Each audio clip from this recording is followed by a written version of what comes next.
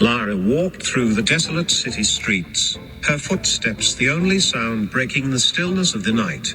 The towering skyscrapers above her flickered with broken neon lights, casting pale, melancholy glows that stretched across the pavement like fractured reflections of the life that once thrived here. Now, the city felt like a hollow shell, its heart replaced by cold machinery and the iron grip of a regime that ruled without mercy. Her path took her past the towering monuments and statues that dominated Shadowhaven, stone effigies of the supreme leader and his council. Their expressions were stern, almost lifeless, a reminder to everyone below that their power was absolute. Armed guards patrolled the streets in the shadows of these statues, their presence an ever-present reminder that the city was never truly at rest. Lyra kept her head down as they passed, her body tense but familiar with the routine. Don't draw attention, don't give them a reason to look at you twice. Somewhere in the distance, a siren wailed. The sound was faint but unmissable, a haunting melody that seemed to float over the city, a warning, perhaps, or simply the sound of the unrest growing in the shadows. Lyra shivered, wrapping her arms tight around her as she walked faster, her breath visible in the cold night air, each exhale a small puff of white that vanished as quickly as it formed. Her eyes drifted to the walls as she passed, where propaganda posters plastered every available surface, their bright slogans demanding obedience. The words blared at her, "Embrace the future, AI is our savior. And together with AI, we build a better tomorrow." The faces of the regime's leaders stared down from the posters, stern and unmoving, as if they watched her every move. Their partnership with AI was a promise of a future that had already left most of them behind. Trust the machines, trust the leaders, that was the message, drilled into their minds at every corner. Lyra's eyes lingered on one particular poster.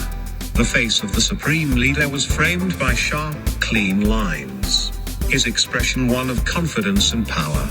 Next to him, resistance fighters were shown as dark, twisted figures, their faces warped by anger and defiance. It was a clear message: dissent was dangerous, chaos. Yet Lyra could feel the growing unrest in the city, bubbling just beneath the surface. Despite the calm, despite the regime's firm grip, there were cracks. Small at first, like hairline fractures in a mirror, but growing wider with each passing day. People were no longer content to simply obey. They were questioning, fighting back in small ways, and every uprising only made the next one more violent, more desperate. As Lyra walked, she could feel the weight of it all pressing down on her, the propaganda, the fear, the loneliness that hung over the city like a heavy fog. Even the air felt thick with discontent. She didn't belong here. There was an emptiness inside her, a gnawing feeling that she couldn't shake, as if she were adrift in a world that no longer made sense. The towering figures of authority, the endless streets filled with the hum of machines, it all felt so far removed from anything real. And yet, here she was, navigating the ruins of a life controlled by forces beyond her reach. She wasn't part of this regime, but she wasn't part of the resistance either. She was just surviving. Ahead of her, her apartment building loomed, a squat, grey structure tucked between two giant towers. She glanced over her shoulder before stepping inside, her gaze scanning the street behind her, expecting to see someone, anyone, watching. The city was eerily silent, but the feeling of being hunted never quite left her. The door closed behind her with a heavy, mechanical thud, sealing her inside the darkness. The weight of loneliness settled over her again as she climbed the stairs to her small, empty apartment. She paused at the window, looking out over their sprawling city below. Shadowhaven, a city of light and shadow, ruled by fear and oppression. Here, survival was a daily struggle, and trust was a luxury no one could afford. A deep sigh escaped her as she finally sat down, letting the exhaustion of the day wash over her.